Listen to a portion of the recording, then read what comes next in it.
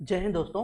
मैं Akhilesh Kumar class today के digital platform पे आप सभी लोगों का स्वागत करता हूं, इस उम्मीद के साथ कि आप सभी लोग स्वस्थ होंगे, मस्त होंगे, बहुत ही अच्छे से अध्ययन कर रहे होंगे, है ना। चलिए जो है कि आगे चलते हैं। आपका एसएसटी या कह लीजिए या जीएस कह लीजिए, जो सीटेट के लिए क्लास चल रहा है, सीटेट के लिए जो क्लास चल रहा है उसमें ये पॉलिटी का क्लास कंटिन्यू है। इससे पहले हमने जो है कि प्रेसिडेंट और वाइस प्रेसिडेंट को कंप्लीट किया था। अब आज के क्लास में हम देखेंगे पार्लियामेंट। पार्लियामेंट में बेसिकली जो है कि यानी कि जो संसद की बात करें, संसद की बात करें तो संसद में दो पार्ट होंगे। ये एक पार्ट है, एक पार्ट और आएगा, एक पार्ट में नहीं हो पाएगा, है ना। एक पार्ट में प्रॉपर हम संसद वगैरह के बारे में देखेंगे और दूसरे पार्ट में हम प्राइम मिनिस्टर और मिनिस्ट्री के बारे में प्रॉपर जो है कि डिस्कशन करेंगे, वहाँ पे उन सारी चीज़ों को देख लेंगे। इसमें हम लोकसभा, राज्यसभा, ज्वाइंट सेशन वगैरह, इसके बाद यहाँ पे जो है कि स्पीकर और जो है कि वाइस स्पीकर, है ना, और उसके बाद जो है कि सभापति, जो आपके जो है कि और उप सभापति, जो लोग वैसे हम लोग सभापति को यानी कि वाइस प्रेसिडेंट को हम लोग देख चुके हैं, उप सभापति रह गए हैं, तो इसके में जो है कि इन सारी चीज़ों को हम प्रॉपर देखेंगे। तो चलिए फटाफट जो है कि स्टार्ट करते हैं बिना देर किए।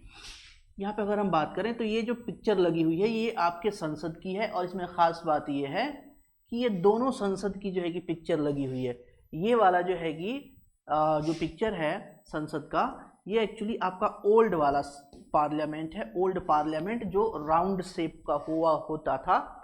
अभी ये जो है कि अभी भी है, ऐसी बात नहीं कि नहीं है, बट अब ये जो है कि ओनली एक समझ लीजिए कि एक टूरिस्ट प्लेस टाइप का, म्यूजियम टाइप का जो है कि इसे कन्वर्ट कर दिया गया है, और ज़्यादा इसका कोई बहुत ज़्यादा रोल नहीं है। जो न्यू वाला पार्लियामेंट है, ये नीचे पिक्चर लगी हुई है न्यू वाले पार्लियामेंट की, न्यू वाले पार्लियामेंट की पिक्चर यहाँ पे लगी है। ये देखेंगे तो कुछ ऐसा त्रिभुजाकार हमें देखने को मिलता है ना। ये कुछ ऐसे हमें त्रिभुजाकार देखने को मिलता है, ट्रायंगल शेप में यह देखने को मिलता है। इसमें राज्यसभा और लोकसभा दोनों जो है कि है, और साथ साथ इसकी कैपेसिटी देखा जाए तो बढ़ यानी कि जो आपके मेंबर ऑफ पार्लियामेंट हैं वो बढ़ने वाले हैं, तो उसके हिसाब से ही फ्यूचर पॉइंट ऑफ व्यू से इसको बड़ा बनाया गया है, सीटों की संख्या ज़्यादा रखी गई है कि 2026 के बाद जब जनगणना होके फिर से जो है कि सीटें अलॉट होंगी तो सीटों की संख्या बढ़ जाएगी। तो सीटों की संख्या बढ़ जाएगी तो उस कंडीशन में आपको जो है कि बैठने के लिए स्पेस होना चाहिए, तो प्रॉपर जो है कि वहाँ पे स्पेस दिया गया है। साथ ही साथ यहाँ पे देखा जाएगा टेक्नोलॉजिकल इनोवेशन बहुत अच्छा जो है कि देखने को मिलेगा। मुझे लगता है कि एक छोटा सा 5-10 मिनट का क्लास जो है कि इसमें इसी में जो नेक्स्ट अब पार्लियामेंट आएगा, पार्लियामेंट का जो नेक्स्ट सेशन होगा उसी में हम इसके स्ट्रक्चर के बारे में, थोड़ा इंटरनल आउटरनल के बारे में जो है कि कुछ चीज़ें हम जो है कि देख लेंगे, क्योंकि ये भी इम्पॉर्टेंट है। इंटरनल में बहुत सारी चीज़ें, नई नई चीज़ें की गई हैं, तो वहाँ से भी प्रश्न पूछे जाते हैं और पूछे जाएंगे, तो उसको भी थोड़ा सा देख लिया जाएगा। ठीक है, चलिए क्लास को स्टार्ट करते हैं। इंडियन पार्लियामेंट की बात हो रही है, तो इंडियन पार्लियामेंट के 3 अंग हैं, जैसे यहाँ पे लिखा हुआ है 3 अंग है, राष्ट्रपति है, राज्यसभा और लोकसभा है। ठीक है, कौन कौन है?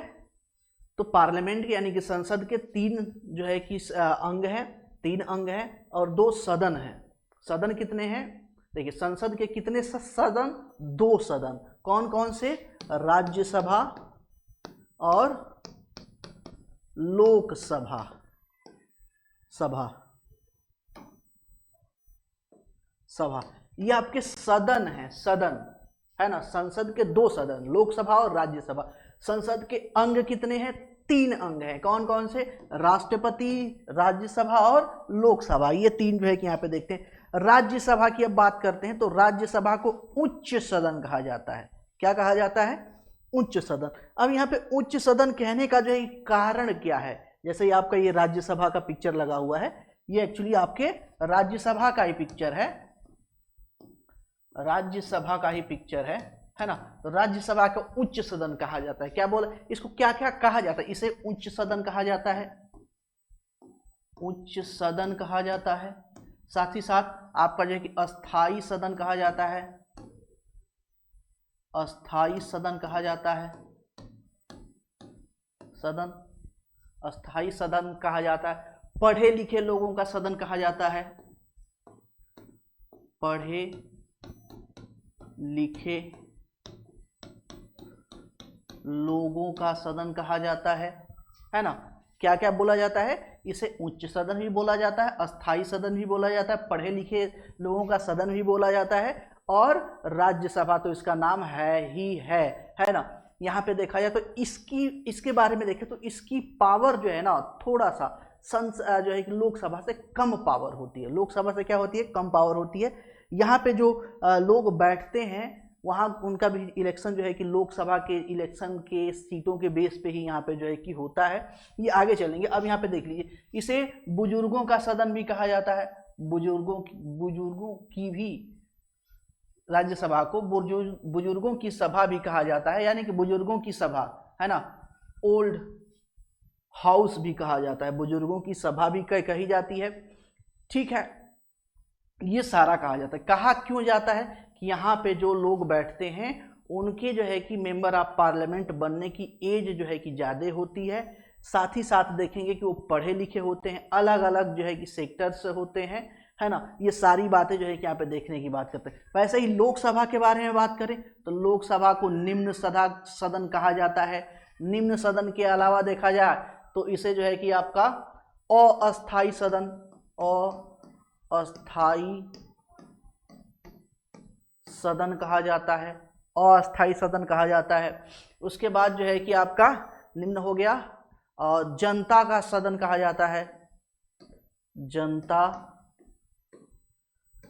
का सदन कहा जाता है, जनता का सदन कहा जाता है। तो लोकसभा को क्या क्या बोलते हैं, अस्थाई सदन, जनता का सदन और निम्न सदन बोला जाता है। निम्न सदन बोलने का मतलब यह है कि यहाँ के जो मेंबर्स हैं उनकी जो है कि मेंबरशिप की एज थोड़ी कम होती, राज्यसभा की तुलना में थोड़ी कम होती है। साथ ही साथ देखा जाए तो इसे भंग किया जा सकता है। इसको क्या किया जा सकता है, भंग किया जा सकता है। इसे भंग किया जा सकता है, भंग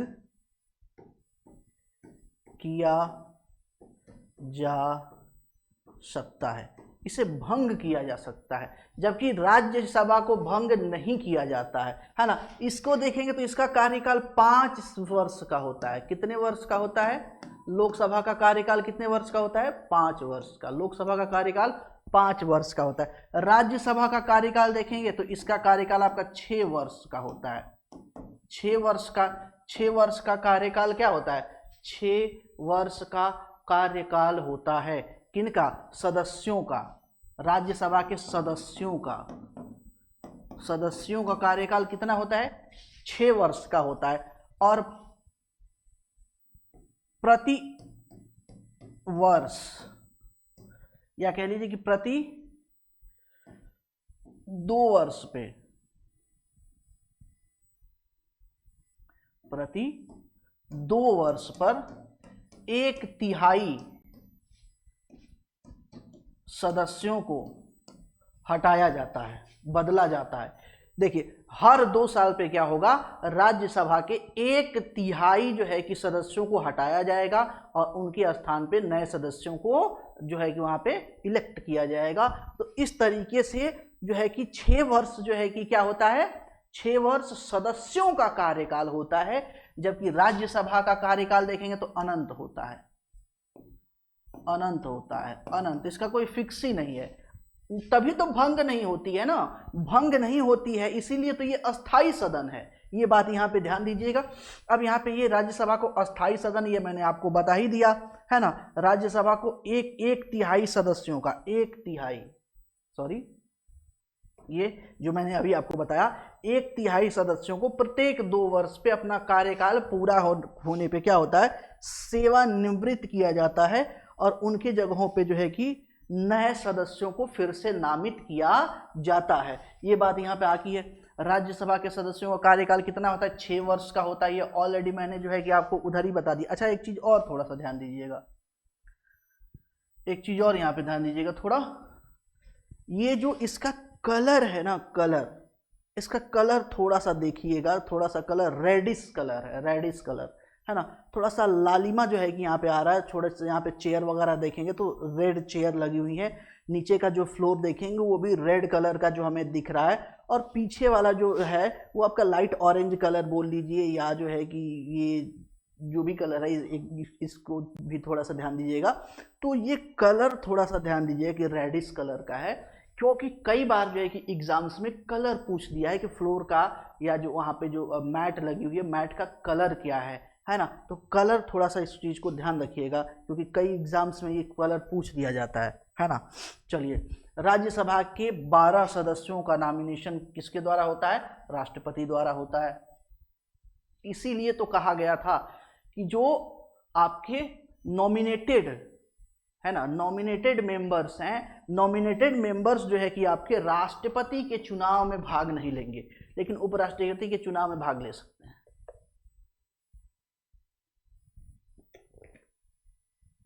क्योंकि भैया देखिए, राष्ट्रपति ही नामित करता है, और जब राष्ट्रपति नामित करता है और इस कंडीशन में अगर इलेक्शन होगा तो राष्ट्रपति को क्या करेंगे? फेवर करेंगे। तो इस कंडीशन में देखा जाता है कि उनको हम वोटिंग सिस्टम से बाहर रखते हैं। जितने भी आपके नॉमिनेटेड कैंडिडेट होते हैं पार्लियामेंट में, उनको वोटिंग से दूर रखा जाता है। ठीक है। राज्यसभा के सदस्यों का जो है कि न्यूनतम आयु कितनी होती है? 30 साल, जबकि लोकसभा में देखेंगे तो 25 साल, है ना।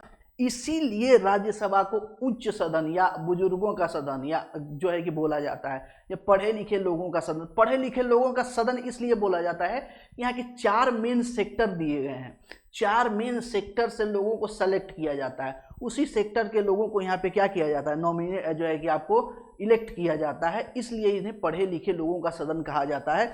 आगे इस चीज़ को जो है कि आपको क्लियरिटी मिल जाएगी। ठीक है। सामान्यतः लोकसभा के सदस्यों का कार्यकाल 5 साल का होता है, ये ऑलरेडी मैंने आपको बता दिया कि 5 साल का होता है। ठीक है। और हर 5 साल बाद जो है कि आपके जो आपका अस्थायी सदन है, जो लोकसभा है, लोकसभा को भंग करके री इलेक्शन कराया जाता है, और री इलेक्शन में जो भी पार्टी मेजॉरिटी में जो है कि आपका बहुमत लेके आती है ना, वो जो है कि आपका 273, 272, 273 जो है कि जिसका आपका नंबर होता है, वो वहाँ पे सरकार बनाने के लिए सक्षम हो जाती है, वो सरकार बना ले जाती है। ठीक है। आगे देखते हैं। 5 साल पे होता है। राज्यसभा के सदस्यों का निर्वाचन विधानसभा के सदस्यों, निर्वाचित सदस्यों के द्वारा होता है। विधानसभा के निर्वाचित सदस्यों के द्वारा होता है। यानी कि जब भी आप देखेंगे ना, एक चीज नोटिस कीजिएगा, जब भी स्टेट में इलेक्शन होते हैं तो स्टेट के इलेक्शन जो है कि सक्सेसफुली कंडक्ट हो जाने के बाद, जब गवर्नमेंट फॉर्म हो जाती है, तो उसके बाद राज्यसभा का इलेक्शन भी कराया जाता है, और जो राज्य विधानसभा के जो सेलेक्टेड लोग हैं वो इसमें वोटिंग करते हैं, और राज्यसभा में फिर अपने प्रतिनिधि को भेजते हैं। यानी कि एक तरह से आप कह सकते हैं कि राज्यसभा में राज्यों के जो है कि प्रतिनिधि जो है कि एक तरीके से जाते हैं, जबकि लोकसभा में लोगों के प्रतिनिधि जाते हैं। ये भी एक बात आप कह सकते हैं, है ना। अनुपातिक प्रतिनिधित्व प्रणाली के द्वारा एकल संक्रमणीय मत द्वारा किया जाता है। जिस तरीके से चुनाव राष्ट्रपति का होता है, वैसे चुनाव जो है कि उपराष्ट्रपति का होता है, वैसे ही चुनाव राज्यसभा के लोगों का होता है। तीनों का जो है कि सिस्टम जो है कि चुनाव का एक ही है। किसका किसका? राष्ट्रपति का, राष्ट्रपति का, उपराष्ट्रपति का, राष्ट्रपति का, प्लस आपके राज्यसभा के, राज्यसभा के सदस्यों का, सदस्यों का क्या होता है? सेम टू सेम पैटर्न यहाँ पे देखने को मिलता है। राज्यसभा के उपसभापति का निर्वाचन राज्यसभा के सदस्यों द्वारा किया जाता है। उपसभापति का, हालांकि उपसभापति का रोल बहुत मिनिमम है, बहुत कम है। उपसभापति का बहुत ज़्यादा रोल नहीं है, बट ये पोस्ट बनाया गया है इमरजेंसी सिचुएशंस के लिए। अब इसको आगे भी, जैसे मान लीजिए ना, जैसे ज्वाइंट सेशन बुलाया जाता है राष्ट्रपति के द्वारा, तो ज्वाइंट सेशन जब बुलाया जाता है तो ज्वाइंट सेशन को लीड कौन करेगा, है ना। लीड कौन करेगा वहाँ पे जो है कि उसका जो है कि इंचार्ज कौन होगा? तो आपका स्पीकर होगा। स्पीकर के एब्सेंस में अगर बात करें कि स्पीकर अगर नहीं है तो कौन होगा, जो है वाइस स्पीकर होगा, या कह लीजिए कि उपाध्यक्ष होगा, है ना, लोकसभा अध्यक्ष, लोकसभा उपाध्यक्ष होगा। और अगर दोनों नहीं है, लोकसभा जो है कि अध्यक्ष भी नहीं है और उपाध्यक्ष भी नहीं है, ये दोनों नहीं है, तो इस कंडीशन में सभापति लीड नहीं करेंगे, क्योंकि सभापति जो है कि राज्यसभा के मेंबर नहीं होते हैं, तो वो लीड नहीं करते हैं। लीड कौन करता है फिर ज्वाइंट सेशन को, तो ये आपके उपसभापति जो है कि लीड करते हैं, जो पीछे गए। चलो ठीक है। अच्छा, राज्यसभा में देखा जाए तो राज्यसभा में 4 सेक्टर से लोगों को जो है कि इलेक्ट करके वहां पे भेजा जाता है। ये 4 सेक्टर बहुत ज़्यादा इंपॉर्टेंट है और बहुत सारे एग्जाम्स में ये सेक्टर पूछा गया है ना। साहित्य के सेक्टर से, विज्ञान के सेक्टर से, कला के सेक्टर से, समाज सेवा के सेक्टर से। कई बार एग्जाम्स में जो है कि अब दोनों तरीके से प्रश्न पूछा गया है ना। एग्जाम में दोनों तरीके से प्रश्न पूछा गया है। एक तो ये सीधा सीधा प्रश्न पूछा जाता है कि राज्यसभा के सदस्यों का निर्वाचन किन क्षेत्रों से होता है, तो ये 4 क्षेत्र हैं, साहित्य के क्षेत्र से, विज्ञान के क्षेत्र से, कला के क्षेत्र से और समाज सेवा के क्षेत्र से। ये तो सीधा सीधा प्रश्न हो गया। एक थोड़ा सा टफ क्वेश्चन पूछ देता है और घुमावदार पूछ देता है, निम्नलिखित में से किस क्षेत्र से राज्यसभा के चुनाव का सदस्यों का चुनाव नहीं होता है, तो 4 में से एक को चेंज कर देगा, एक को चेंज कर देगा, वही जो है कि ऐसा सेक्टर होगा जिस सेक्टर से राज्यसभा के सदस्यों का चुनाव नहीं होगा। ये क्वेश्चन का लेवल दूसरा है, थोड़ा सा टफ लेवल हो जाता है। इसके बाद देखते हैं कि थोड़ा सा और अगर टफ बनाना है, थोड़ा सा और प्रश्न को हार्ड बनाना है, कठिन बनाना है, तो फिर आपसे बोलेगा निम्नलिखित किन क्षेत्रों में से राज्यसभा के सदस्यों का चुनाव होता है ना। उसमें आपको 6-7 जो है कि क्या होगा सेक्टर दे देगा, फिर कहेगा कोड के माध्यम से इसे क्या कीजिए, चूज कीजिए कि कौन सा करेक्ट ऑप्शन है। जैसे 4 ये है तो 4 ये दे दिया, 2 और डाल दिया, फिर कोड के माध्यम से क्या करिए आप जो है कि सेक्टर्स को चूज कीजिए कि इस सेक्टर से जो है कि ये चीजें होती है। तो ये एक चीज जो है कि यहाँ पे देखने को मिलता है। भारतीय संघीय कार्यपालिका में राष्ट्रपति एवं मंत्री परिषद होती है। अब यहाँ पे जो है कि जो आपका संघीय एग्जीक्यूटिव बॉडी है ना, जो एग्जीक्यूटिव बॉडी है, एग्जीक्यूटिव बॉडी में राष्ट्रपति और मिनिस्ट्री के हिसाब से जो है कि सारा सिस्टम चलता है। ठीक है, आगे देखते हैं। जवाहरलाल नेहरू के बाद जो है कि प्रधानमंत्री कौन बन गए थे, लाल बहादुर शास्त्री। अब लाल बहादुर शास्त्री के बारे में एक चीज और याद रखिएगा, ये चीज और बहुत फेमस है। ये एकमात्र जो है कि प्रधानमंत्री हैं, एकमात्र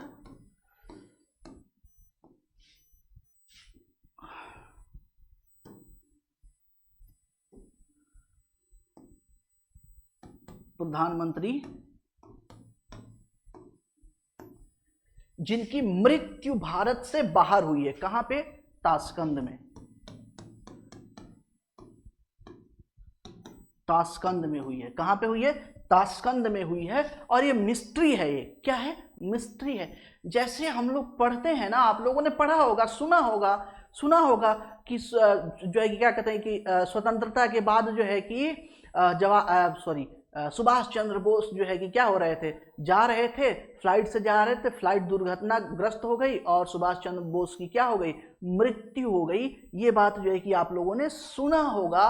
सेम वैसे ही जैसे सुभाष चंद्र बोस के मृत्यु के बारे में कोई क्लियरिटी नहीं मिली कि एक्चुअली उनका मृत्यु का कारण क्या था, मरे भी थे कि नहीं मरे थे, कैसे मरे थे, कोई उसके बारे में प्रॉपर जानकारी है नहीं, है ना, पब्लिक डोमेन में। उसी तरीके से सेम ये पता है कि भारत से बाहर ताशकंद में लाल बहादुर शास्त्री की मृत्यु हुई थी, लेकिन इस मृत्यु का प्रॉपर रीजन क्या था, क्या कारण था, ये भी आज के टाइम में एक मिस्ट्री बनी हुई है। मिस्ट्री बनी होने का कारण क्या है कि ये आपका जो है ना, देखेंगे 1965 का वार हुआ था और 1965 में जो है कि भारत पाकिस्तान युद्ध हुआ था। भारत पाकिस्तान युद्ध के बाद जो है कि क्या हुआ था, जो है कि भारत जीत गया था और जीतने के बाद जो है कि समझौते के लिए ताशकंद में बुलाया गया था, किसे, लाल बहादुर शास्त्री को ताशकंद में बुलाया गया था, वहीं पे समझौता हुआ और कल जो है कि दोनों मतलब कि दिन में समझौता हो गया, रात को रुक के सुबह जो है कि निकलना था और फिर जो है कि उसके बाद युद्ध बंद हो गया था और उसके बाद ये था कि दोनों देश शांतिप्रिय तरीके से रहेंगे। लेकिन सडनली रात को सभी लोग खा पी के सोए, रात में क्या हुआ पता नहीं चला, सुबह में जो है कि आपके लाल बहादुर शास्त्री उठे नहीं। फिर जो है कि न्यूज आती है ताशकंद से कि ताशकंद में लाल बहादुर शास्त्री की मृत्यु हो गई। यह बात जब इंसिडेंट जब हम गौर से समझते हैं तो ऐसा लगता है कि ये एक षड्यंत्र है। इस तरीके के कुछ मिस्टीरियस चीज़ें हमें यहाँ पे नज़र आती हैं, बट इसका प्रॉपर कोई इन्वेस्टिगेशन या जो है कि एविडेंस है नहीं कि एक्चुअली इनके साथ एक्चुअल में ताशकंद में हुआ क्या था और उनकी मृत्यु हुई कैसे थी, ये आज तक जो है कि मिस्ट्री बनी हुई है। तो इस चीज़ को ध्यान रखिएगा कि एकमात्र प्रधानमंत्री जो है कि जिनकी मृत्यु भारत से बाहर हुई थी और भारत के दूसरे प्रधानमंत्री थे, और जो है कि जो आपका 1962 का चाइना वार था, उसके बाद जवाहरलाल नेहरू मर जाते हैं, उसके बाद ही बनते हैं कौन, लाल बहादुर शास्त्री, और इसके बाद बनती है इंदिरा गांधी। ये चीज़ें जो है कि देखने को हमें मिलता है। ठीक है, आगे देखते हैं। तो भारतीय संसद भारत के राष्ट्रपति द्वारा संसद के दोनों सदनों को एक साथ संबोधित किए जाने के बाद धन्यवाद प्रस्ताव प्रकट करता है। ये अब यहां पे देखिए, ये जो धन्यवाद प्रस्ताव की बात की जा रही है, धन्यवाद प्रकट किया जाता है, जिसे सामान्य तौर पे धन्यवाद जो है कि प्रस्ताव बोला जाता है। ये एक्चुअली यहाँ पे जो स्टेटमेंट है ये अधूरा स्टेटमेंट है। ये आपका जुड़ा हुआ है, ये जुड़ा हुआ है आपका बजट से। किससे जुड़ा हुआ है? बजट से जुड़ा हुआ है। बजट सत्र से ही बजट सत्र से ही भारत के सत्र का प्रारंभ होता है और आपके जनवरी के लास्ट में बजट सत्र जो है कि स्टार्ट हो जाता है और वहीं से जो है कि सबसे पहले इकोनॉमिक सर्वे को जो है कि वहाँ पे पार्लियामेंट में रखा जाता है, फिर बजट रखा जाता है। और बजट जो है कि बजट बनने से पहले भी जो है कि बहुत सारी जो है कि चीज़ें हैं। बजट को एक बार हम अलग से देखेंगे ही प्रॉपर, है ना, लेकिन चूंकि ये अब इनकम्प्लीट है, इसको कंप्लीट करना है तो थोड़ी सी स्टोरी मैं आपको बता देता हूँ। बजट सत्र जो है कि स्टार्ट होता है, बजट रखा जाता है पार्लियामेंट में, बजट पे बहस होती है, वोटिंग होती है, बजट पास हो जाता है। और जब बजट पास हो जाता है ना, अच्छा, बजट सेशन की स्टार्टिंग ही होती है राष्ट्रपति के स्पीच से। राष्ट्रपति ही बजट को पार्लियामेंट में रखवाते हैं फाइनेंस मिनिस्टर के द्वारा, इस चीज को ध्यान रखिएगा। तो जब बजट पास हो जाता है, सारा कार्यक्रम हो जाता है, तो सारे पार्लियामेंट मेंबर मिलके जो है कि चूंकि राष्ट्रपति आए हैं, बजट रखवाए हैं, हमें बहुत अच्छी अच्छी बातें सुनाए हैं, तो उनको धन्यवाद करने के लिए धन्यवाद प्रस्ताव लेके आया जाता है। तो ये पूरी जो है कि कहानी है, राष्ट्रपति के द्वारा संसद के दोनों सदनों के एक साथ संबोधित, मतलब संबोधित तो एक ही साथ होता है पूरे, बल्कि आप कह लीजिए कि सदन को, राष्ट्रपति सदन को संबोधित नहीं करती हैं, ओवरऑल नेशन को संबोधित करती हैं। सदन को भी संबोधित करती है, साथ ही साथ नेशन को भी संबोधित करती हैं। स्पीच उनकी प्रॉपर बजट सेशन से एक दिन पहले शाम के टाइम में स्पीच होती है, प्रॉपर वो बातें अपनी रखती हैं। कौन? राष्ट्रपति, या रखते हैं जो भी होंगे उस टाइम। तो ये सारा सेशन जो है कि यहाँ पे चलता है। आगे, लोकसभा के सदस्यों का निर्वाचन प्रत्यक्ष रूप से जनता द्वारा होता है ना, इसीलिए लोकसभा को जनता का सदन भी कहा जाता है। जनता का सदन मैंने आपको बताया ना, लोकसभा को जनता का सदन भी कहा जाता है। जैसे पीछे मैंने आपको बताया कि लोकसभा को जनता का सदन कहा जाता है और अस्थायी सदन कहा जाता है। कम पढ़े लिखों का सदन भी बोला जा सकता है आपको, है ना। ऐसी बात नहीं है कि लोकसभा में पढ़े लिखे लोग नहीं होते हैं। अब यहाँ पे देखिए, ये लोकसभा का जो है कि पिक्चर लगा हुआ है। अब लोकसभा के पिक्चर में देखेंगे कि जो यहाँ पे मैट है, जो सीट वगैरह है, वो ग्रीन कलर की है, या कह लीजिए कि काई कलर की है ना। तो ये कलर याद, ये रंग याद रखिएगा, ये रंग याद रखिएगा, ग्रीन कलर में या काई कलर में जो है कि आपका पूरा है कि लोकसभा का फर्श वगैरह, मैट वगैरह, सीट वगैरह इस कलर में है। क्योंकि कई बार जो है ना एग्जाम्स में परेशान करने के लिए इस तरीके फालतू प्रश्न डाल देते हैं लोग कि सीट का कलर कैसा है, मैट का कलर कैसा है, पीछे जो वॉल है वॉल का कलर कैसा है। तो ये कोई कौन मतलब देखता है सारे लोग, लेकिन ये याद कौन करता है? कोई याद नहीं करता है। तो इसी तरीके से ये चीज जो थोड़ा सा जो है कि ध्यान रखिएगा, ठीक है। ऐसे व्यक्ति को जो संसद का सदस्य नहीं है मंत्री पद पर नियुक्त किया जा सकता है, परंतु उस व्यक्ति को 6 महीने के अंदर संसद में सदस्य बनना पड़ेगा। ध्यान रखिएगा, कई बार ये बोला जाता है, अब यहाँ पे प्रश्न उठाया जाता है, एक प्रश्न उठाया जाता है बार बार कि क्या कोई ऐसा पर्सन है जो ना तो लोकसभा का मेंबर है ना ही राज्यसभा का मेंबर है, कोई भी उसके पास मेंबरशिप नहीं है, और मेंबरशिप नहीं है लेकिन इसके बावजूद भी क्या वो मिनिस्टर या प्राइम मिनिस्टर बन सकता है? बिल्कुल बन सकता है, वो मिनिस्टर भी बन सकता है और प्राइम मिनिस्टर भी बन सकता है। एग्जाम्पल के तौर पे जो है कि मनमोहन सिंह जब जो है कि प्रधानमंत्री बनते हैं तो वो किसी भी सदन के जो है कि सदस्य नहीं रहते हैं, फिर बाद में उन्हें जो है कि राज्यसभा का सदस्यता दिला दी जाती है। तो यानी कि अगर आप प्राइम मिनिस्टर बन गए तब भी, या मिनिस्टर बन गए तब भी, यानी मंत्री बन गए या प्रधानमंत्री बन गए, दोनों में से अगर आप कोई भी बन गए तो सदस्यता होना क्या है आपके लिए अनिवार्य है। तो 6 महीने के अंदर अंदर आपको दोनों सदन में से किसी एक सदन की सदस्यता आपके पास होनी चाहिए, अन्यथा अगर आप सदस्य नहीं हो पाते हैं तो 6 महीने बाद आपका पद चला जाएगा। तो इस चीज को ध्यान रखिएगा, ठीक है। आगे चलते हैं। भारत के भूतपूर्व प्रधानमंत्री श्रीमती इंदिरा गांधी मोतीलाल नेहरू की पोती थी। अब ये ठीक है, चलो, है ना। भारत में 25 अक्टूबर 1951 से लेके 21 फरवरी 1952 के बीच प्रथम आम चुनाव कराया गया था। इस चीज को ध्यान रखिएगा कि भारत में स्वतंत्रता के बाद प्रथम जो है कि लोकल इलेक्शन कब कराया गया था? तो 25 अक्टूबर 1951 से लेके 21 फरवरी 1952 के बीच जो है कि प्रथम इलेक्शन कंडक्ट किया गया था भारत में, है ना। चलिए आगे। भारतीय राजनीतिक व्यवस्था में कार्यपालिका विधायिका के प्रति उत्तरदायी है। अब समझिए, अब ये क्रोनोलॉजी समझिए। पीएम किसके प्रति उत्तरदायी है? तो मंत्री परिषद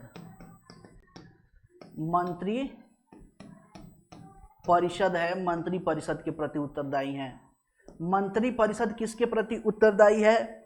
तो ये आपके कार्यपालिका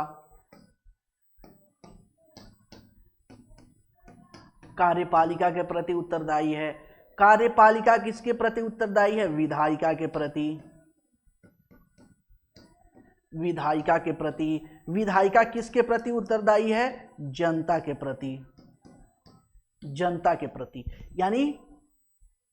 यानी जनता क्या है? जनता जनार्दन है। जनता क्या है? जनता का राज है कि जनता राजा है या जनता का शासन है। जिसका प्रतिनिधित्व कौन करता है? प्राइम मिनिस्टर करता है। इस चीज को याद रखिएगा। यानी कि प्राइम मिनिस्टर उत्तरदायी है किसके प्रति? मंत्री परिषद के प्रति। मंत्री परिषद किसके प्रति? कार्यपालिका के प्रति। कार्यपालिका किसके प्रति? विधायिका के प्रति। और विधायिका किसके प्रति? जनता के प्रति उत्तरदायी है। अब इस क्रम में इसको फटाफट देख लेते हैं कि पीएम किसके प्रति उत्तरदायी है? जनता के प्रति। मंत्री परिषद किसके प्रति? जनता के प्रति। कार्यपालिका जनता के प्रति। विधायिका जनता के प्रति। यानी कि पूरी जो सरकार है, पूरा जो संसद है, किसके प्रति उत्तरदायी है? जनता के प्रति उत्तरदायी है। तो अंतिम जो है कि सर्वे सर्वा कौन है? जनता है, जनता, है ना। बाकी आप बीच बीच में देखते रहिए। इसी के अनुसार जो है क्या पे बोला, एक कार्यपालिका विधायिका के प्रति उत्तरदायी है। अब इस चीज को थोड़ा सा आपको ध्यान, जब क्वेश्चन आए तो उसमें देखना है कि ऑप्शन कौन सा है। ये क्लियरिटी होना क्या है? बहुत जरूरी है, ठीक है। सरकार के संसदीय स्वरूप में संसद को वास्तविक शक्ति प्राप्त है। संसद ही वास्तविक शक्तिशाली है। संसद ही क्या करती है? रूल रेगुलेशन बनाती है। इसके पास स्पेशल राइट्स हैं, स्पेशल पावर है। संसद के अंदर कोई कुछ भी बोल देता है, उस पर कोई कानूनी कार्रवाई नहीं हो सकती है। उन्हें विशेषाधिकार प्राप्त है ना, और उन्हें विशेष पावर, विशेष छूट जो है कुछ चीजें प्राप्त होती है। इस चीज को ध्यान रखिएगा। लोकसभा में ओवरऑल सीटों की बात करें, कुल कितनी सीटें हैं? अधिकतम कितनी सीटें हैं?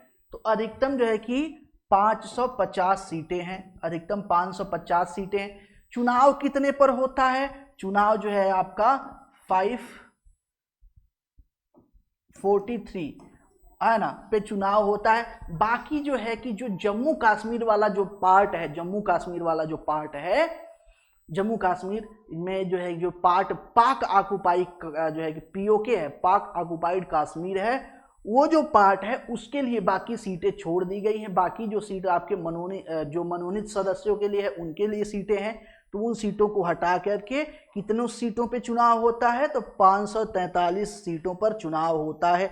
एक चीज और याद रखिएगा कि 104वां संविधान संशोधन द्वारा, 104 संविधान संशोधन द्वारा 2019 के अनुसार अनुच्छेद 334 में संशोधन किया गया, अमेंडमेंट किया गया, और अमेंडमेंट करके जो एंग्लो इंडियन है, एंग्लो इंडियन के नॉमिनेशन को रद्द कर दिया गया।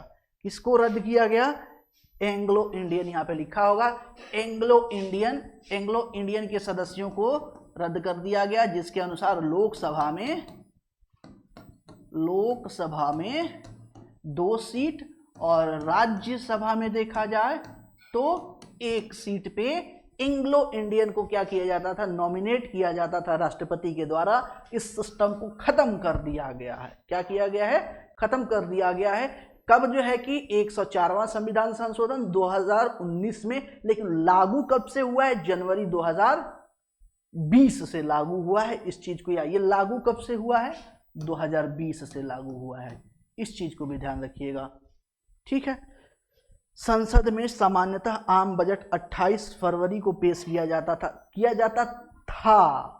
अभी पहले कर दिया गया, 1 महीना पहले सीधे अब जो है कि 1 फरवरी को पेश किया जाता है। और 1 फरवरी से पहले आपको आर्थिक सर्वे पेश करना होता है संसद में।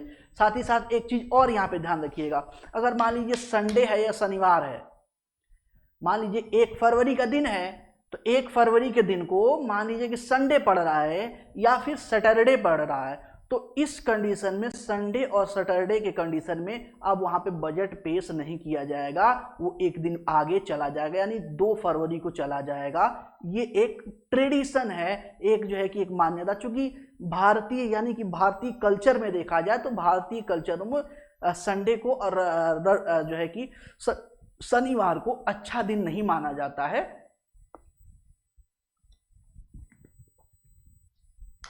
और अच्छा दिन नहीं माना जाता है, तो इस परंपरा को निभाते हुए पार्लियामेंट्री कल्चर में भी इस चीज को एडॉप्ट किया गया है। इस चीज को ध्यान रखिएगा। हो गया। राज्यसभा की अधिकतम सदस्यों की संख्या कितनी है? 250। कितनी है? 250, ठीक है। और इसके एक थर्ड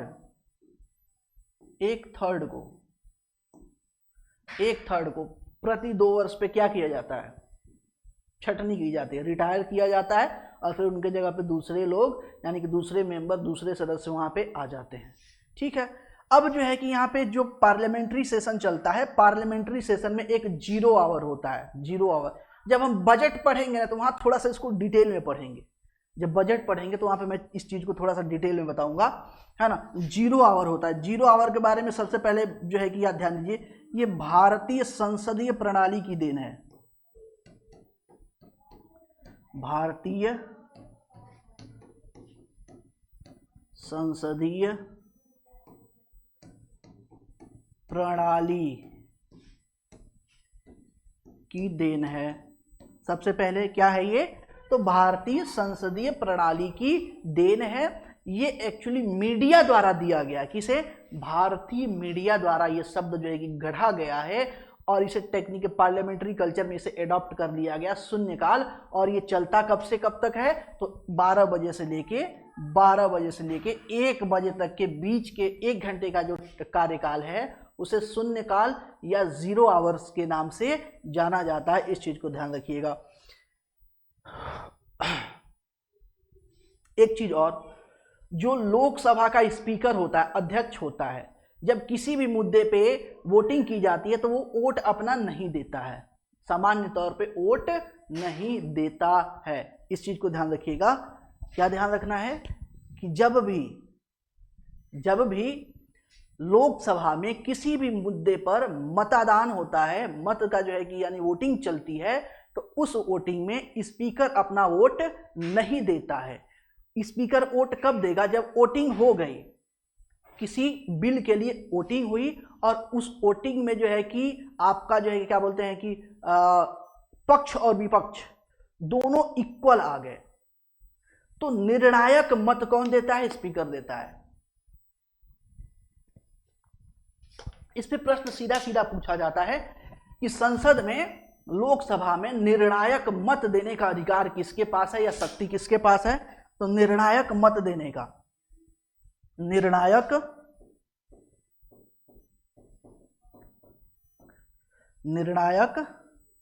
मत देने का, देने की शक्ति किसके पास है? तो स्पीकर या अध्यक्ष के पास है। स्पीकर या अध्यक्ष के पास है निर्णायक मत देने की शक्ति। तो इस चीज को भी थोड़ा सा ध्यान रखिएगा। आगे देख लेते हैं। इंदिरा जी जब प्रधानमंत्री थी तो राष्ट्रपति कौन थे? सर्वपल्ली राधाकृष्णन। सर्वपल्ली में याद रखिएगा, सर्वपल्ली इनके गांव का नाम है, गांव का नाम है। सर्वपल्ली क्या है? गांव का नाम है। बहुत सारे लोग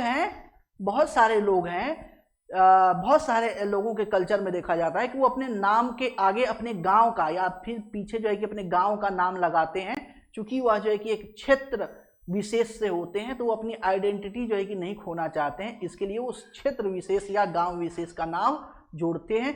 वैसे ही इनका नाम क्या है? डॉक्टर राधाकृष्णन। बट सर्वपल्ली क्या है? इनके गांव का नाम है सर्वपल्ली राधाकृष्णन। ठीक है, ये इस बात से पता चलता है। भारतीय संसद ने हाल ही में पीएफआरडीए बिल पारित किया है ना। पीएफआरडीए का अर्थ है pension fund regulatory and development authority, है ना। अब ये एक्चुअली हुआ क्या है? अब यहाँ पे भारत में देखिए बहुत सारे पेंशन को लेके स्कीम चल रही है। विकलांग पेंशन योजना, महिला पेंशन योजना, वृद्धा पेंशन योजना, है ना। इसी के साथ साथ देखेंगे तो बहुत सारे जो आपके सेंट्रल गवर्नमेंट के जो है कि जॉब्स हैं, नौकरियां हैं, उसमें भी जो है कि पेंशन वगैरह दिया जाता है। तो उन सबको मॉनिटर करने के, रेगुलेट करने के लिए एक प्रॉपर अथॉरिटी बनाई गई है, जो इसका नाम ये है। ठीक है, लोकसभा एवं राज्यसभा में महिलाओं के लिए कोई आरक्षण नहीं है। अब इस चीज को ध्यान रखिएगा कि लोकसभा और राज्यसभा की जो सीटें हैं, जो सीट हैं राज्यसभा में, वहां पे कोई आरक्षण नहीं है। आरक्षण कहां पे मिलता है? चुनाव में आरक्षण मिलता है। और चुनाव में आरक्षण कैसे मिलता है कि क्षेत्र विशेष की सीट को, महिला सीट है या SC/ST का है, जनरल का है, किसका है, उसके हिसाब से जो है कि सीटों का बंटवारा हो जाता है, क्षेत्र में, भारत में हो जाता है। संसद में रिजर्वेशन नहीं है। इस चीज को याद रखना है कि भारतीय संसद में आरक्षण नहीं है, जबकि संसद में बैठने वाली जो सीटें हैं, सीटों पे जब इलेक्शन होता है तो उस इलेक्शन के टाइम ही जो है कि क्या किया जाता है कि आरक्षण प्रदान कर दिया जाता है, और उसी हिसाब से रिजर्व एक एक कैटेगरी के लिए रिजर्व सीटें कर दी जाती हैं, उस पर इलेक्शन होता है। तभी तो देखिए, चाहे प्रधानी का इलेक्शन हो, है ना, पार्लियामेंट का इलेक्शन हो, विधानसभा का इलेक्शन हो, अब उस इलेक्शन में क्या होता है, पहले सीट अलॉट की जाती है, बताई जाती है कि भाई कौन सी सीट है जनरल सीट है, कौन सी सीट है OBC सीट है, कौन सी सीट है SC/ST सीट है, कौन सी सीट है महिला आरक्षित सीट है। सीट को आरक्षित किया जाता है क्षेत्र में, भारत में क्षेत्र में जो है कि आरक्षित किया जाता है, जबकि आपके राज्यसभा, विधानसभा या लोकसभा में सीटों का आरक्षण नहीं है। ठीक है, आगे। भारतीय संविधान के अनुच्छेद 80 में राज्यसभा की रचना से संबंधित विवरण उपलब्ध है। चलो ठीक है। वर्तमान में जो है कि कौन है हमारे सभापति, कौन है? तो आपके पदेन सभापति ध्यान रखिएगा, जगदीप धनखड़ जी हैं। कौन है? जगदीप धनखड़ जी। ठीक है, चलो आगे चलते हैं। संसदीय सरकार की सबसे महत्वपूर्ण विशेषता विधानमंडल के प्रति कार्यपालिका की जवाबदेही। अब देखो, अब इसको फिर से दोहराएंगे नहीं, प्रॉपर में पीएम से लेके जनता तक पूरा चेन बना दिया है, पूरा आपको समझा दिया है कि पीएम जवाबदेह है मंत्री परिषद के प्रति, मंत्री परिषद जो है कि जवाबदेह है कार्यपालिका के प्रति, कार्यपालिका जो है कि प्रॉपर वही कार्यपालिका ही होती है मंत्री परिषद एक तरीके से कह लीजिए, और कार्यपालिका जिम्मेदार है विधायिका या विधानमंडल के प्रति, और विधायिका जो है कि यानी कि संसद जिम्मेदार है आपके जनता के प्रति। ठीक है, ये प्रॉपर चीजें जो है कि यहाँ पे देख लीजिएगा। भारत में मंत्री परिषद तब तक अस्तित्व में रहती है जब तक उसके पास लोकसभा के सदस्यों का बहुमत होता है। बहुमत जैसे खत्म होता है संसद क्या हो जाती है, सरकार गिर जाती है। इसीलिए आप लोग, अब चूंकि आप लोग अभी जो है ना, जो बच्चे अभी 17-18 साल के हैं, 14 साल के हैं, 15 साल के हैं, वो इस तरह का सरकार देखे ही नहीं होंगे। या आप मान के चलिए कि जो लगभग 23-24 साल के भी बच्चे हैं वो भी इस तरह का सेंट्रल गवर्नमेंट में कोई सरकार नहीं देखे होंगे, क्योंकि लगभग जो है कि 2002 के बाद से लगातार अटल बिहारी के बाद से जो है कि लगातार ये अस्थाई गवर्नमेंट चलती आ रही।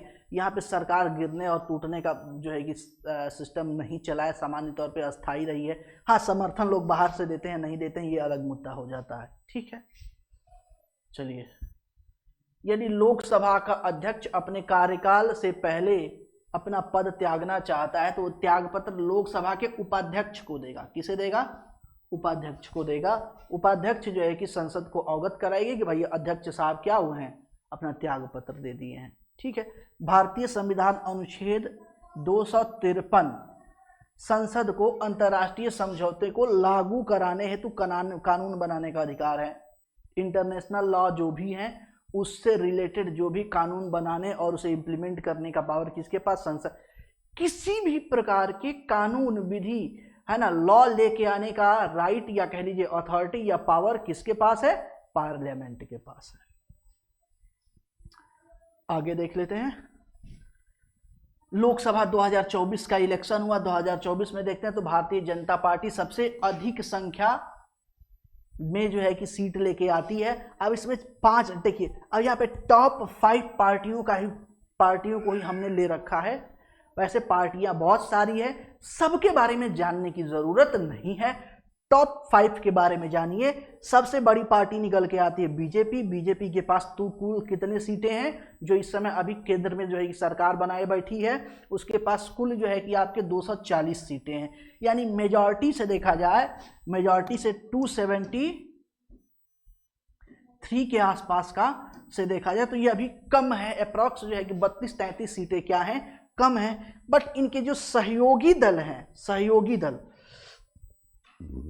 सहयोगी दल है, तो सहयोगी दल की भी तो अपनी सीटें हैं। तो इस तरीके से जो है कि सहयोगी दल के साथ मिलके जो है कि बीजेपी, यानी जिसे हम एनडीए कहते हैं, है ना, एनडीए की अलायंस की गवर्नमेंट चल रही है। कहाँ पे? केंद्र सरकार में। कांग्रेस के पास कितनी सीटें आई? 99 सीटें आई, है ना। समाजवादी पार्टी के पास जो है कि 37 सीटें आई। तृणमूल कांग्रेस जो बंगाल ममता बनर्जी वाली है उसके पास 29 सीटें हैं। द्रविड़ मुन्नेत्र कन्नडम डीएमके पार्टी के पास देखा जाए तो 22 सीटें हैं। ये टॉप 5 जो है कि पार्टीज हैं जिनके पास सीटें हैं। अब इसके बारे में फटाफट आगे देख लेते हैं। हाँ, अब एक चीज और, जो आपका लोकसभा 2024 का चुनाव हुआ था उसके साथ साथ 4 राज्यों का भी चुनाव हुआ था, जिसमें आपका आंध्र प्रदेश का चुनाव हुआ था, अरुणाचल प्रदेश का चुनाव हुआ था, उड़ीसा का चुनाव हुआ था और सिक्किम राज्य।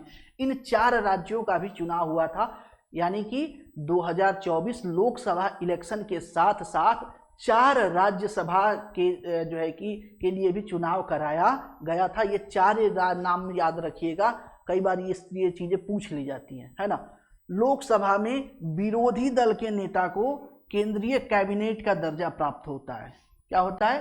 केंद्रीय कैबिनेट। अब यहाँ पे एक चीज और याद रख, अच्छा चलिए वो आगे आएगा जब मंत्रिमंडल देखेंगे ना, मंत्रिमंडल देखेंगे तो मंत्रिमंडल में वो चीज एक होता है, छाया कैबिनेट होती है ना, शैडो मिनिस्ट्री होती है, शैडो कैबिनेट मिनिस्ट्री होती है। एक तो कैबिनेट मिनिस्ट्री होती है जो गवर्नमेंट की होती है, एक जो है कि आपका शैडो कैबिनेट मिनिस्ट्री होती है, वो भी जो है कि प्रचलन में होती है।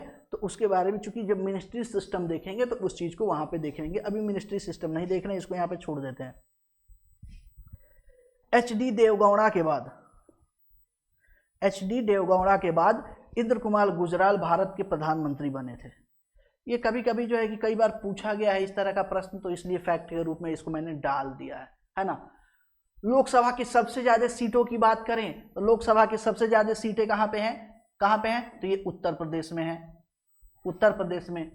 अच्छा, लोकसभा के साथ साथ जो है ना विधानसभा में भी सबसे ज्यादा सीटें भी देखेंगे तो आपका उत्तर प्रदेश में ही देखने को मिलता है। राज्यसभा में भी सबसे ज्यादा सीटें कहाँ पे मिलता है? उत्तर प्रदेश में ही उत्तर प्रदेश में देखिए सर्वाधिक जो है कि राज्यसभा और लोकसभा दोनों की जो है कि सीटें सर्वाधिक है। 80 क्या है लोकसभा की हैं और राज्यसभा में 31 है। ये सर्वाधिक सीटें कहाँ पे है? उत्तर प्रदेश में है। बिहार में लोकसभा की कितनी है? 40 हैं और राज्यसभा की कितनी है? 16 है। ये भी जो है कि ध्यान रखिएगा। उसके बाद देखते हैं मध्य प्रदेश में लोकसभा में अनुसूचित जनजातियों के लिए सबसे अधिक सीटें हैं। अब ये थोड़ा सा जो है कि फैक्ट है जो आपको थोड़ा सा ध्यान में रखना है कि जो आपके अभी जो पार्लियामेंट्री इलेक्शन हुए हैं और पार्लियामेंट्री सेशन चल रहा है, इसके अकॉर्डिंग देखा जाए तो एमपी में सर्वाधिक जो है कि आपके अनुसूचित जातियों का जो है कि शेड्यूल है ना, एससी जो है कि कास्ट के सबसे ज्यादा सीटें कहाँ पे हैं? एमपी में है। महाराष्ट्र राज्य को लोकसभा में दूसरा स्थान प्राप्त है। लोकसभा में 48 सीटें हैं 40 और राज्यसभा में 19 सीटें हैं। इस चीज को भी ध्यान रखिएगा। हरियाणा राज्य में लोकसभा की कितनी सीटें हैं? 10 सीटें हैं। क्षेत्रफल की दृष्टि से भारत का सबसे बड़ा लोकसभा संसदीय क्षेत्र कौन सा है? लोकसभा संसदीय क्षेत्र कौन सा है? तो लद्दाख है, लेह लद्दाख वाला लद्दाख है। लोकसभा सदस्य अपने में से किसी एक सदस्य को लोकसभा का अध्यक्ष निर्वाचित किया जाता है। यह सामान्य तौर पे एक ट्रेडिशन है और इसमें जो वरिष्ठ होते हैं उन्हीं को जो है कि नियुक्त किया जाता है। ये ज़्यादा एक ट्रेडिशन है, ये कहीं मेंशन नहीं है, ट्रेडिशन है ना। ठीक है। अध्यक्ष एवं उपाध्यक्ष दोनों की अनुपस्थिति में लोकसभा का वरिष्ठ सदस्य लोकसभा की अध्यक्षता करेगा। मान लीजिए कि अध्यक्ष और उपाध्यक्ष लोकसभा में चुने गए हैं, लेकिन ऐसा मौका आता है कि दोनों लोग पिकनिक पे चले जाएं, किसी काम में बिजी हो जाएं, दोनों ही एब्सेंट हैं, तो इस कंडीशन में पार्लियामेंट सेशन को लीड कौन करेगा? वरिष्ठ सदस्य, यानी कि लोकसभा का जो सबसे बुजुर्ग इंसान होगा उसे उस सीट पे बिठा दिया जाएगा। लो भैया 2-4 दिन मजे काट लो आप। ठीक है, ये बातें हो जाएंगी। और भारत के प्रथम जो है कि लोकसभा अध्यक्ष कौन है? तो गणेश वासुदेव मावलंकर। ये साहब का फोटो मैंने लगा दिया है, बहुत सज्जन आदमी है, गांधी जी की तरह टोपी वोपी, गांधीवादी विचारधारा के हैं, गांधी जी की तरह टोपी वगैरह लगाते हैं, बहुत ही मस्त जो है कि बिल्कुल देख लो इनको, अच्छे से याद कर लो। और पिक्चर इसलिए लगा दिए हैं ताकि जब आप देखो तो थोड़ा सा माइंड में चीजें स्टोर हो, भूले नहीं जल्दी, इसलिए इस चीज को मैंने लगा रखा है। ठीक है, क्या नाम है? गणेश वासुदेव मावलंकर। आगे देखते हैं। एम अनंत सैनम आयंगर, इनकी फोटो ये लगाई गई है। ये भी गांधीवादी विचारधारा से प्रभावित हैं, है ना। गांधी जी की तरह टोपी वोपी लगा के मस्त जो है कि रहने वाले बिंदास पर्सन है। एम अनंत सैनम आयंगर दूसरे लोकसभा अध्यक्ष हैं। ठीक है, वर्तमान में लोकसभा अध्यक्ष कौन है? ओम बिड़ला। इससे पहले भी लोकसभा अध्यक्ष ओम बिड़ला ही थे, अभी भी कौन है? ओम बिड़ला ही लोकसभा अध्यक्ष हैं। ठीक है, भारत की प्रथम महिला अध्यक्ष कौन सी हैं? भारत की प्रथम महिला लोकसभा अध्यक्ष कौन सी हैं? तो मीरा कुमार नाम से कंफ्यूज मत होइएगा, ये कोई पुरुष नहीं है, ये महिला है, मीरा कुमार। ठीक है, आगे। एक विधेयक जो किसी कर के अधिरोपण, उत्सादन, परिहार, परिवर्तन या विनियमन से संबंधित है, धन विधेयक कहा जाता है। कहा जाता है कि धन विधेयक किसे कहते हैं? कई बार पूछा जाता है धन विधेयक क्या है ना। धन विधेयक क्या है, ये चीज डिसाइड करने का काम कौन करता है? स्पीकर करता है। धन विधेयक है या नहीं है, इस चीज को डिसाइड करने का काम कौन करता है? स्पीकर करता है। ठीक है, तो धन विधेयक किसे बोलते हैं? जब किसी कर का आरोपण हो, उत्सादन यानी कि हटाना, परिहार या परिवर्तन हो, इस तरह का कोई काम हो तो वह धन विधेयक होता है। यह जो है कि यहाँ पे लिखा गया है। आगे, लोकसभा के स्पीकर को लोकसभा के तत्कालीन समस्त सदस्यों के बहुमत से पारित प्रस्ताव द्वारा पद से हटाया जा सकता है। जैसे मान लीजिए ऐसा लोगों को लगने लगे, संसद को ऐसा लगने लगे कि स्पीकर सही नहीं है और स्पीकर के खिलाफ जो है कि बिल आ जाए और बिल पास हो जाए। क्योंकि स्पीकर क्या होता है, सामान्य तौर पे स्पीकर जो है कि सरकार का आदमी होता है, जो बहुमत की पार्टी होती है उसका आदमी होता है। तो अगर लोकसभा के स्पीकर के प्रति प्रस्ताव पारित हो गया, मतलब कि सरकार अल्पमत में है, सरकार भी गिराई जा सकती है इस विधि से, है ना। ठीक है, तो इस चीज को ध्यान रखिएगा कि अगर हम बात करें अध्यक्ष को हटाने की, तो सामान्य सा एक बिल लेके आके पास करके उसे हटाया जा सकता है, किसी और को बनाया जा सकता है। लोकसभा को भंग करने का अधिकार किसके पास है? राष्ट्रपति के पास है। राष्ट्रपति ही लोकसभा को भंग करता है और इलेक्शन के लिए अनाउंस कराया जाता है इलेक्शन कमीशन द्वारा। ठीक है, भारतीय संविधान के अनुच्छेद 249 के द्वारा राज्य सूची में राष्ट्रीय महत्व के विषयों